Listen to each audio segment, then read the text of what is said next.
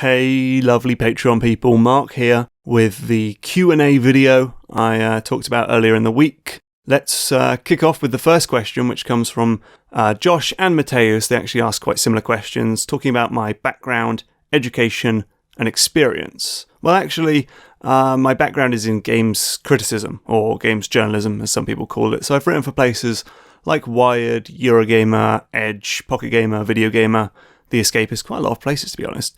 So that's quite a different experience than some people might expect, because I haven't done anything in games design or, been in the industry at all. But I think doing games journalism has been really helpful because it has helped me develop a sort of critical eye for games, because having to play games for a review means having to play them really in depth and really think about what works, what doesn't, what you like, what you don't like, and then trying to explain that in a coherent fashion to a reader. And that really is kind of the same skills that I'm doing now, just in a slightly different way. I'm not looking to tell you whether or not you should buy a game, but explore, the most interesting stuff about games from this one specific angle of games design. So a lot of the same techniques and tools that I've been developing for, 8 years now, are now being used in a slightly different fashion, but for these videos. And it does mean that I have a slightly different approach to this than a channel like Extra Credits, where the main dude over there, James Portnow, is an actual bona fide games designer, so he can speak about this stuff from experience and can talk quite broadly and almost in an academic fashion about principles and philosophies in games design, whereas for me, it's much more about analysis of stuff that already exists and taking games, Mario, Half-Life, Deus Ex, and saying, here's why this is so cool. So yeah, more of an analytical thing rather than speaking from any kind of real experience, which means some of my stuff I talk about might be complete nonsense, but never mind. Julian asked about my work on Pocket Gamer and asked if I had any articles I might want to recommend. To be honest, not really. A lot of the stuff I did there just wasn't very interesting. There were a lot of guides to Angry Birds and Minecraft and top 10 lists and things like that. I mean, I did do, plenty of stuff I'm proud of. I enjoyed reporting on games that Apple banned from the App Store. That was always fascinating. We did a cool top 100 mobile games at one point, and 1 year I got a whole bunch of games developers to give their mobile games away for free every day for an advent calendar for Christmas. That was cool. And I did this video about how going free to play changed the design principles of Angry Birds 2, which a bit like the stuff I do now. So that was a kind of cool thing as well. And there's some reviews I'm proud of course. But ultimately, what I did at Pocket Gamer, because I was the editor, it was more about building a cool team, building a really strong team, and then giving them the time and the bandwidth and the freedom to cover the App Store in an interesting way. Because the App Store and Google Play, of course, are crazy. There's so many games, it's impossible for any normal person to understand what's worth playing and what's not. So I really wanted them to be able to just play as much stuff as possible and then write articles about the stuff that is actually good and interesting. I think we achieved that for a very brief moment in time, but it was so difficult to do with the whole politics of the company and obviously it being a commercial venture and this constant battle between premium games and free-to-play games and what we wanted to cover and what the readers wanted to read. It was a difficult thing. I'm proud of what we accomplished at times, and I'm glad that I got the job at Pocket Gamer. I think it made me a better writer and a better leader of people, boss, not a king, and a better person. I travelled a lot and I made Peter Molyneux cry. That's a story for another day. So it was a fun experience. I'm really glad I did it, but I'm also kind of glad that I'm out of there and much prefer doing what I do now. Lorenzo asked about my opinion on visual novels. I like them. I've played a few of them. I've played the first 2 Zero Escape games. I love Ace Attorney. I've played almost all of those. And there are some other things that are not traditional visual novels, but I feel have similar sort of goals. Kind of a lot of the stuff in Persona 4 felt a bit like a visual novel to me. And I'm like Telltale games? Are they like visual novels? That's my hot take for the video. Telltale games are Western visual novels. which is kind of interesting because like visual novels are obviously based on like manga and anime, whereas like Telltale and Life is Strange and stuff is more based on TV and movies. I don't know. This is off topic. I always, in terms of games, find myself gravitating towards games that make real use of the unique strengths of video games, because if not, I prefer to just, read a book or watch a film. And so some visual novels are a bit like that, where you're just sort of tapping through text, and in a way, Ace Attorney is. But what Ace Attorney also does is it kind of tests you on whether or not you're paying attention, and if you are understanding the case with the evidence and the cross-examination stuff. And I like things like in the Zero Escape games, you've got the going through different timelines and making choices, and in Persona, this idea of deciding who to spend time with meant that there were people that I wasn't spending time with, and that by sort of sacrificing that and missing out on stuff, it made the stuff that I did do more meaningful and impactful, because that was my choice. So that was cool. I don't know if I'll ever cover them on the channel. Maybe. I'm sure I'll cover everything that I love. Eventually, it's just coming from a right angle, because a lot of this stuff obviously is about storytelling, and that's not really what my channel is about. It's more about how games tell stories, not the stories themselves. So we'll see. I'll keep thinking about it.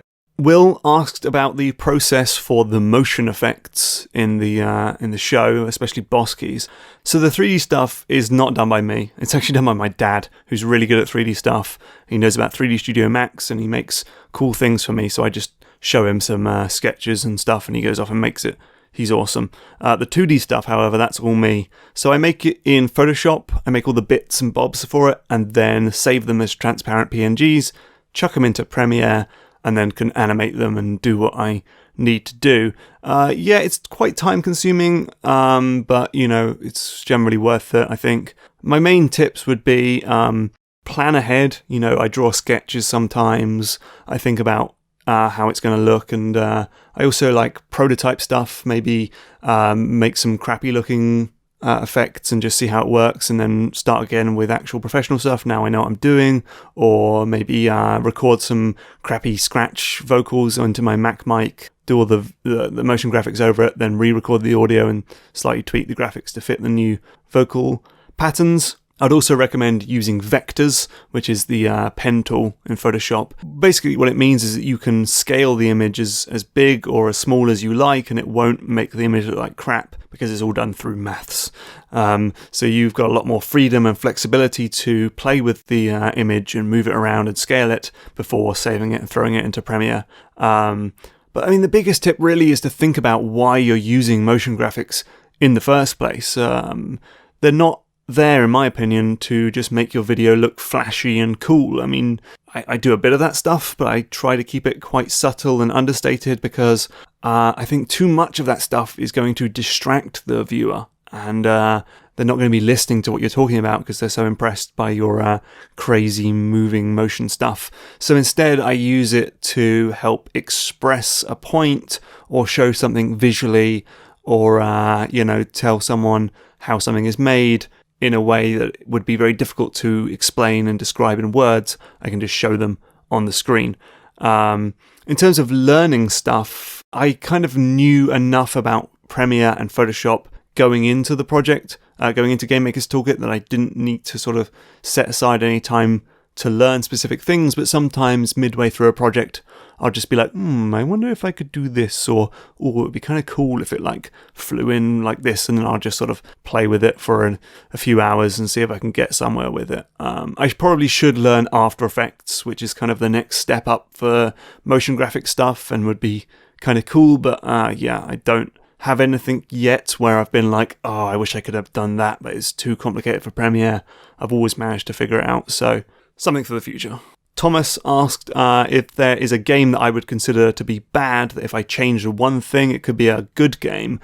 At first, with the caveat that playing backseat armchair games designer is never a very good idea. Basically, anything that you think would be cool for a game, probably the designers thought that too, but just couldn't implement it because it sucked, or is too expensive, or technically impossible, or whatever. But with that out of the way, and just, in the utopian society of this, I think Mafia 3 was a kind of crappy game. And because mostly for the reason everyone else has talked about, which is that it's really, really repetitive. You've got this city and you're trying to take it over, and you've got to take out these mob bosses and you've got to kill them one by one. But I think the problem really is that it was structured like a Grand Theft Auto game where you go, you talk to a guy, you get this mission, then you go off and do it. And when it's the same mission every single time, it becomes really, really repetitive. However, I think if you just kind of took all of the baddies, the mob bosses and all of their dudes, and just kind of chucked them into the open world and let the player take them out in their own order and at their own leisure and at their own time, and really give them a lot of freedom of how they would do it, it could be quite interesting. And also make those enemies in the game more kind of dynamic actors, that are kind of have these systems that they're working with that you can undermine and you can tweak and you can twist. So it's less about just following a series of orders and more like playing puppetry with this crazy jiving, juddering mess of bad dudes. This metaphor's gone off the rails. So something a bit like Crackdown mixed with Shadow of Mordor, that Nemesis system with the bases of Far Cry. Put that all together. That's kind of more than one thing, but to be honest, bang, Mafia 3 might not have been a piece of crap. It wasn't that bad. Jacob asked about me taking part in podcasts or university lectures. I'm certainly interested in offers. I prefer scripted stuff to podcasts. Like doing this Q&A thing has been a horrible experience, to be honest. I'm just not a very natural speaker. I much prefer to get my thoughts out there on a piece of paper and then read them. And as for university lectures, I've done a couple now, and I always kind of come away thinking that it was a bit of a waste to just talk to a room of people when I could say the same thing to the whole world on the internet, on YouTube. I'd rather just do stuff for everyone, right? I can just talk into a microphone. I'd have to leave my house, and I can, spread it to 150,000 people, which is kind of cool. But yeah, I'm interested. Jacob also asked about playing games recommended by my patrons with a poll. Definitely want to do this, but I want all of you guys to play and offer your thoughts as well. It's something I've been talking about for a while. I've just never really gotten around to do it, but let's do it in February, okay? I've said it now, so I can't not do it. I can set a poll. I'm going to ask you what games we should play. I've got some ideas. Some things like Vampire the Masquerade, SWAT 4 just came out on GOG. We could play that. Stalker, and maybe some console stuff as well. And we could, figure out something we can all play, spend like a month playing it, and then come back and talk about it. And maybe a video might come out of that. We'll see. Mr. Wendell has a few questions. Are there any games or topics that I haven't and won't make a video about? In terms of games, I don't think so. The only thing that would really stop me would be if a game has already been talked about to death. So something like Spec Ops The Line or Super Mario Bros. 1-1. There's only so much that can be said about certain things. So might give those a miss. As for topics, there are some things I'd like to cover that might be seen as kind of controversial and contentious and lead to some horrible YouTube comment sections. That I don't mind too much. It's more that I just need to make sure that I would be doing it carefully and properly and with full consideration of all of the factors. So that's, I don't think there's anything I'd rule out, but some stuff might take a little bit longer than others. What's the longest time you spent on producing just a few seconds of video? Many of the intros I make for the show take about like an hour or two to get right. Just because, the right music, the right timing for everything, the right visuals, the right script, the first thing I say. So because it's the first thing people see and it's got to be, completely right. Otherwise, they'll just click away. So it's very important to get that right. And then the rest of the video, I spend hours on all the videos, to be honest, and all parts of all the videos. But the first bit specifically, the Spelunky level making thing took forever. But that was the linchpin of the whole episode. So that kind of felt okay to spend a lot of time on that. Oh, and there's this one clip of Yakuza 3 that took hours to get because I didn't realize how long the intro to the game was. I knew the thing I wanted to get, but I had to just keep playing and playing and playing and playing and playing. It took forever. Do you worry about getting too arty-farty? It works for Errant Signal. Love Errant Signal. Probably not, because I'm just not that arty-farty to begin with. I don't play a lot of like art games and stuff myself. It's just not really what I'm into. But I was pleased with the reception to the Last Guardian video. In that video I put out this suggestion that a game can be enjoyable and interesting and worth playing, even if it isn't actually that much fun all the time, and even if some of the design is working against it being a super duper fun experience. And I was worried about what the reaction to that might be, but most people have agreed or were receptive to that idea, so that's cool, and I'll be more comfortable talking about that stuff going forward. ZC asks, what style/format of content do you think is currently unrepresented in games media?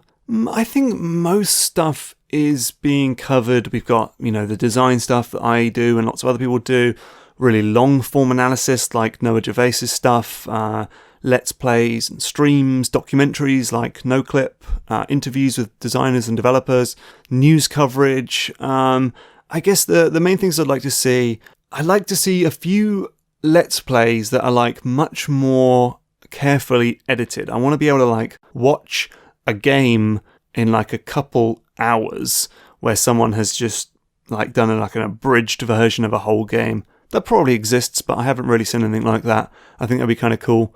I guess we could also do with some more historical stuff that is looking at the stories that haven't been covered a million times.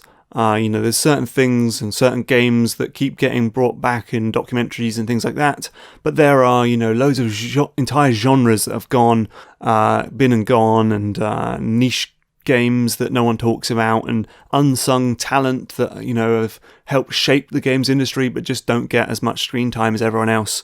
So there are stories out there that I'd like to see people jump on. The problem is that that's not very profitable. But oh well, Patreon. Manuel asks me, how do I select the games I play? I don't know if you mean in general or for the show. In general, I follow certain developers that I respect and trust. I look for previews that might suggest that a game sounds cool and different. I read reviews. I listen to chatter on Twitter. These days I try to play as much as humanly possible because it's so helpful for the show to have all these different experiences and things I might be able to make videos of. I use rental services now to play a lot of games and just buy stuff. And ideas actually are generally generated from the games that I'm playing. Like, I'm playing a game and it's like, oh, this is doing something really interesting with health. Maybe I can talk about different health systems in games, or this reminds me of that awesome old game I used to play. Other times, ideas for the show come from things I read, stuff I'm talking about with friends, or stuff that's like on my shelf. Like I'm looking right now at Tony Hawk's Pro Skater 3 and being like, I should do a video on the Tony Hawk's games. He also asked me to talk about genres that I like. I think my favourite genre is puzzle games. I've come to realise that. I really like puzzle games. The Witness, Portal, Talos Principle, Space Cam, all that stuff. I love it. I also just love the sort of very nebulous action-adventure genre, which covers everything from Zelda to Tomb Raider to Grand Theft Auto. Maybe covers first-person shooters as well. I don't know. I love them. Immersive sims. It's all kind of this big, weird mess, but I like all that. I love platformers, Mario, Mirror's Edge, Prince of Persia. I really like racing games like Drive Club and Dirt and Project Gotham. That's not something that I've covered much on the channel, so maybe it will be in the future. Same goes for turn-based tactics and turn-based strategy games like Fire Emblem and Civilization. I also like rhythm games and bullet hell shmups, arcadey type stuff, skateboarding games, and ultimately stuff that kind of just defies all genres, like Her Story, Papers, Please, WarioWare, things like that. I think if we think too much about genres, we get in this kind of rigid pattern of thinking all games have to be in these little pigeonholes, and we might lose out on amazing experiences that are completely outside of platformer, RPG, racing game. It might be quicker to tell you what genres I don't like. I'm not really into fighting games. You kind of need people and lots of time for those, and I don't really have either. I like turn-based strategy, but real-time strategy is too stressful. And so are horror games. Ooh, I don't like horror games very much. I'm trying right now with Resident Evil 7. It's horrible, it's a nightmare, but I'm trying. I'm trying to get over my just fear of games like Alien Isolation and Soma, which are two games that I think look awesome. I'd love to play them, but they just, no. Slam Bam Action Man, that's a brilliant name, asks me if I always intended for Game Maker's Toolkit to be the large series it ended up being. No is the answer. I mean, I always wanted to try making videos. The writing was on the wall that, games criticism was kind of, fading out a little bit, and that video was the wave of the future. I wanted to do it, but I was never quite sure how to approach it. But then I watched Every Frame a Painting, which is excellent and incredibly influential for lots of people on YouTube. And it was excellent for two main reasons for me. One was that where most movie criticism stuff was talking about the stories of the films, Tony was talking about the sort of craft and the way stories are told and not the stories themselves. And that was really cool, and that's something I've obviously done a lot on Game Maker's Toolkit. And the other thing is that Tony is not on camera in Every Frame a Painting, and that's something that I never felt very comfortable with doing, and realising that he could be very successful without being that PewDiePie in-your-face dude, hey, what's up? So I could just I copy that basically, and then try the video out, see how it goes. The reaction was really good, but more importantly was that I really, really enjoyed it. It was such a fun experience making this video, putting it together, coming up with the idea, researching it, editing it. It was great. So I thought I'd do some more. I wrote this big list of topics that I could do. I think I wrote 10 things, and I thought, it was at the end of 2014, I thought if I could find 2 more things in the next year, I'll have 1 video every month, and then we'll see how I feel at the end of that. I ended up doing lots more videos than that, and also lots more than was on that list. And actually, there are things on that original list that I still haven't made videos of, which is kind of funny. And there's one that I really want to do. It's just requires a lot of time and research. I'll do it one day, soon, hopefully, maybe, I don't know. All of these answers just end up with me just like mumbling and fading out. It's really weird. It's not weird, I'm just awkward. Ossian or Ocean, sorry, I looked it up. There was 2 pronunciations. What can I do? Ocean or Ocean. Asked if I'll cover any multiplayer stuff. Maybe. I really like multiplayer games. The main thing I'm playing at the moment is Titanfall 2, playing a bit of Overwatch and some Call of Duty. I like shooters basically. But it's really this whole other thing with its own, design principles and its own history and all that stuff, and I don't feel as confident talking about it just yet, but I'll look into it. I'd like to do it. Map design is something specifically that I'm really interested in, so we'll see. He also asked about VR, and the answer is basically the same, which is that yes, I'd like to. Yes, I like VR a lot, but it also has its own design principles, its own history, and all this other stuff that you have to take into consideration. The history's not so bad because it's pretty new. I guess the main problem is that I've only got PlayStation VR, and I feel like I need to check out, Vive stuff. I've played Vive and I've played Oculus Rift, but I don't have them. So maybe I should get them. I don't know. There's also the things of like VR isn't super popular or successful, it seems, right now at least, and things like that. And also just needing to come up with the right approach and the right topic. He also asked about long-term goals, and to be honest, I just don't have any long-term goals. I'm always working so flat out on the show. This has been my first month doing Game Maker's Toolkit full-time, and somehow, despite having a lot more time, I've just been working flat out, and I'm still going to come down to the wire on whether or not I can do all the stuff I need to do within a single month. I've done 2 episodes, hopefully, and a Boss Keys, and 2 Patreon videos and extra, so I've done some stuff. Anyway, the point is that I'm working to full capacity. There are a few places where I could potentially get someone to help me out, to give me a bit more time with like audio production and stuff, but it wouldn't be a massive amount. I've been sat down for a very long time and my legs have gone completely asleep. This is terrible. Youch! I have been thinking about kind of midterm goals though, which is that when Boss Keys is over, I'll have a lot more free time to work on episodes, so I'm going to have some opportunity to work on videos that are more research intensive, where I need to spend like an entire week or 2 weeks just playing stuff and researching stuff before I make the video. So I'm going to do that for a while, and then I'll have time to do a new project, something maybe a bit like Boss Keys, but it might be something completely different. It might be, who knows, I've kind of got these ideas of like maybe try making a game and see how that goes, or do some interview stuff, or do some event coverage. I don't know. We'll see. And finally, and I say finally because my legs have gone to sleep from sitting down on the floor too long, Daniel asks, how do I feel pricing affects a game? And he also asks this question about a game staying at the same price but inflation going up, and that's why we're seeing so much DLC.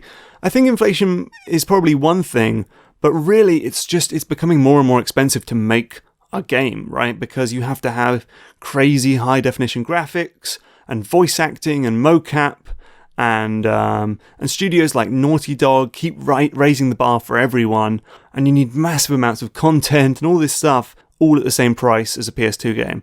So DLC, microtransactions, pre-order bonuses, all of that's going to come, as well as just like safe games, that aren't risky at all, risk-averse games. So lots and lots of shooters. It's a bit boring.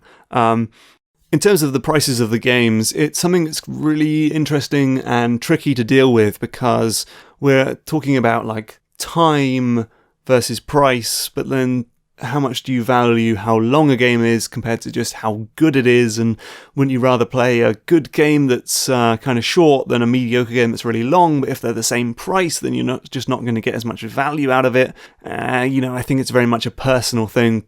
Personally, I just want really good stuff regardless of price and length. But then I did play like Inside and really enjoyed it, but also kind of was like, oof, was that really worth £15? I'm not sure. So it's something that we should always be thinking about. And I guess the nice thing is that there's so much opportunity now to make games of different prices, using things like digital distribution, using the App Store, and using even free-to-play, and budget releases. We don't always have to have every single game is £40. You can make a £20 game or a £10 thing. So that's really cool, and we should be definitely using that to explore an interesting idea in 2 hours and then charge an appropriate price for that. So that's cool. That was a bit of a weird non-answer, but I seriously need to get up because I'm going to die. Thanks for watching or listening to this, and see you soon with more stuff. See ya!